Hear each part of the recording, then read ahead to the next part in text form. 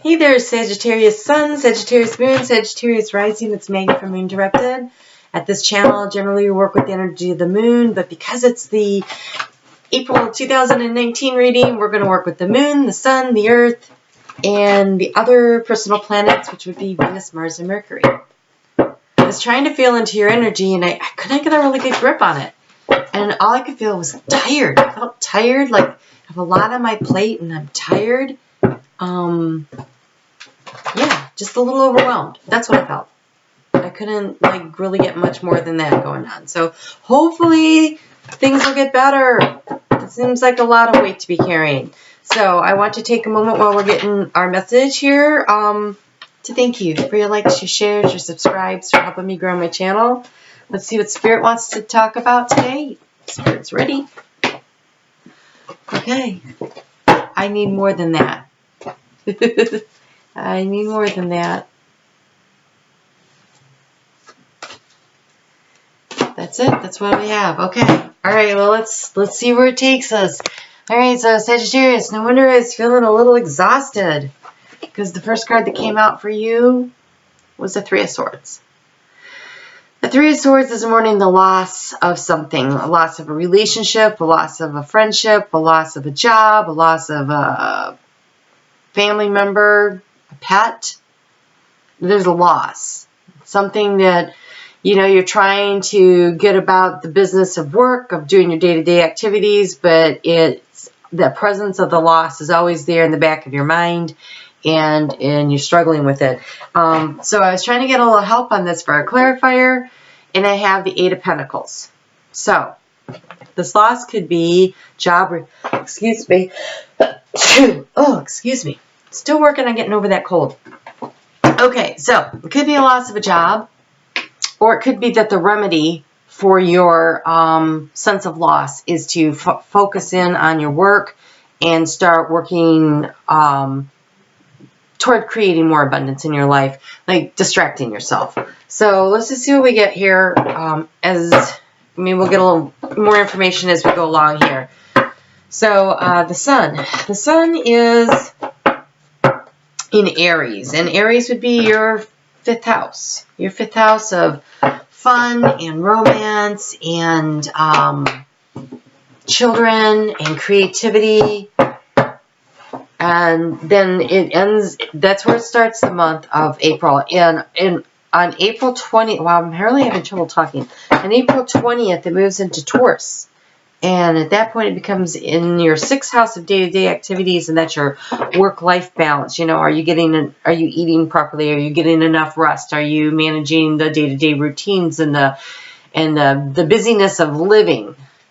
And you are being asked to focus and be inspirational.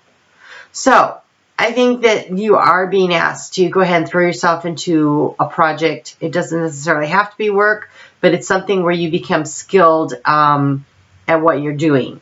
So even if it's taking care of the home, there's a level of skill that comes in really managing that well, making sure everybody gets to where they're going, however that works, right? So it could be that. It could be business. It could be maybe you're in the middle of some kind of a home improvement project.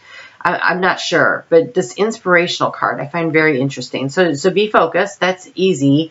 The inspirational part is whatever this loss is, the way that you manage yourself right now, the way you get into the work, or the way you work through is an opportunity to inspire others that no matter what the difficulty is, they can overcome. And Sagittarius, you're always reaching for the stars anyways. Striving forward, you have this innate wisdom and knowledge, and so here's an opportunity to really use it as a tool to inspire others. As I always think of things like that as cost per wear. Okay, so it's really hard for me, but if it helps somebody else, then at least that the effort I'm putting into it now has more value. So kind of like that. And then we have Mercury. This is the 26th, and thank goodness Mercury goes direct on the 28th. So Mercury will be direct the entire month of April, which is lovely. I don't know how much that has affected you or not, but it starts out in Pisces, which you may find not super comfortable, but moves into Aries, which will be much more comfortable for you in your 5th house of romance. Maybe that home and family and that emotional energy is what you're kind of working through a situation there. Communicating with kind words, and because Venus is also there in Pisces, and so maybe using kindness and compassion is really a good thing. But when Mercury moves into Aries on April 17th, and then I think you'll find that there's an easier flow of conversation for you. So you have reawaken and kindness. So yes, I think this reawaken card has an awful lot to do with feeling a little bit under the weather, feeling a little sad, feeling a little down, and the kindness. I think that's kindness to yourself and kindness to others. But I definitely think there's a level of kindness to you. Oh my gosh, at first I thought that was a wolf, but it's like a woodsman. I like the little boys being nice to the woodsman. I mean, to the wolf, that's so awesome. Excuse me for a minute. My lighting changed at the time change, and I'm never sure if that affects the video or not, but it certainly is really weird for me to look at. So, all right.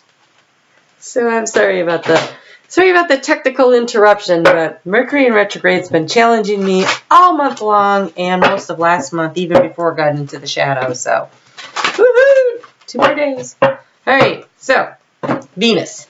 Venus is starting out in Pisces. It should allow for easier, kinder, gentler conversations than we had last month when it was mostly in analytical, kind of occasionally judgmental Aquarius. This should be gentler communication with your loved ones. And then it moves into Aries on April 20th, the same day that the sun moves into Taurus. And so then there's more of an action forward opportunity. But okay, so you have the Gardener. And the Gardener is all about that detailed, hard work, consistent effort, the same as this card right here, the 8 of Pentacles. So in your relationships, tend to the garden, pull out the weeds, the things that are interfering with the ability to have good relationships, water, nurture, fertilize. Pretend that your relationships are a garden. If you want them to bloom, then, cut out the parts that aren't working. Protect from the attacks from the birds. Trellis, that was it. I was going to put supporting sticks in places where you need to prop something up. So take a look at your relationships and what do you need to do to be a good gardener in your relationship in order to allow your relationships to really bloom, is kind of what that card is about. All right, so the moon, we're in the middle of a Libra sandwich. We had a full moon in Libra on the 21st of March at 0 degrees of Libra. We get another full moon in Libra on April 19th at 29 degrees of Libra. And that doesn't happen very often. At 29 degrees, of Libra. Jeez, I don't even know what I'm saying. And in between we get this new moon on April 5th in Aries. And so Libra's all about finding balance in relationships. And Aries is about setting things in motion. And it is in your 5th house of fun, creativity, and romance. So this is a really good opportunity for you to really be the good gardener this month and use this little Libra relationship sandwich full moon thing to eliminate the things that aren't working. Use that energy of the new moon in your 5th house of romance and fun and creativity to create and build and nurture the parts of your relationship that you want. So you have 2 cards that came out. One is a personal issue reaches resolution, and balanced spirituality and practicality. So it's balancing spirituality and practicality. Even though this is a Pisces full moon on this card. That is also finding balance is very much about what Libra is about.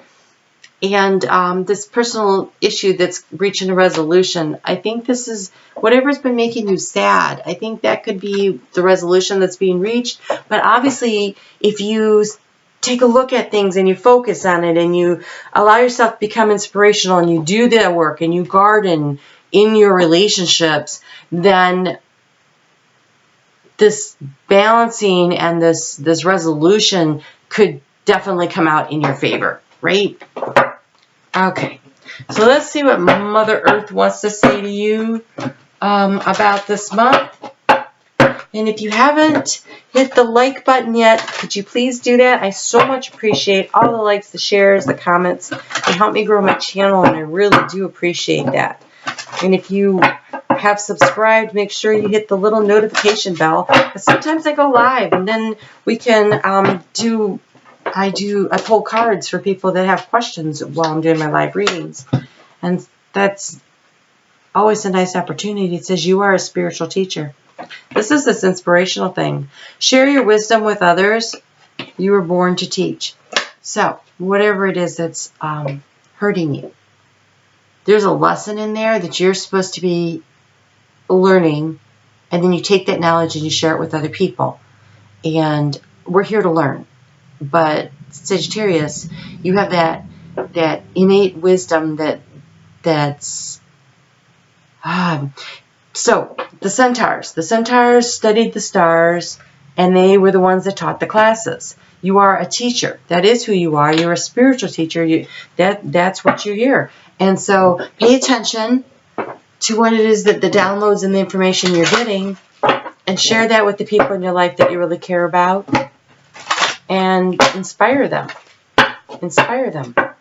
And focus on your relationships this month. All right. Mars.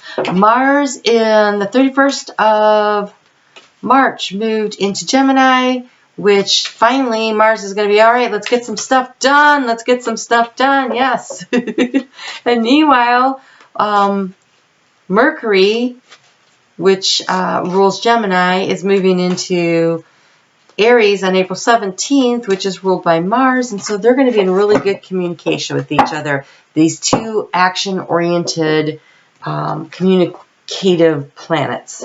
And so you can get a lot done toward the end of the month. And it says here, you have time. So I know you've been feeling overwhelmed, like I can't get everything done. But it says you have time. It also means don't rush the process. When you plant something and you tend in a garden, you can't make, just because you put the seeds in tonight, unless it's, Jack and the Beanstalk, you aren't going to have anything the next day. So you have time. Take the time to nurture and care and do it right. Just stay focused on it. And this one says, look beneath the surface. This is somebody wearing a mask. So when you're communicating, be paying attention. Be paying attention to what the other person's saying. You may have to do a little discerning of what's true and what's not true. Listen to your intuition. You have such great intuition. It might be a really good idea to delve into your intuition this month and really pay attention. That feels like such an ominous warning, right? Look beneath the surface. But it also could mean that a relationship that you think is over, if you turn the soil, if you fertilize it, if you prune off the things that aren't working, if you look beneath the surface, you may find there's lots of new growth under there. And so maybe not just throwing things away without, doing a little extra work to see if you can't salvage them. Maybe that's what all that hard work next to that Three of Swords is about. And you have watermelon. Have some fun. It's in your 5th house of fun, romance. A lot of the planets are there in your 5th house. Fun, romance, children, creativity. So Sagittarius, try to have some fun. Turn over the soil a little. Take a look around. See what you can salvage and save and what you can grow and nurture. And just have some fun this month, okay? I will see you back here. I do the new moon and the full moon readings. And then there's the weeklies. And I will see you in all April. All right. Thank you so much for stopping by. We'll talk soon. You take care.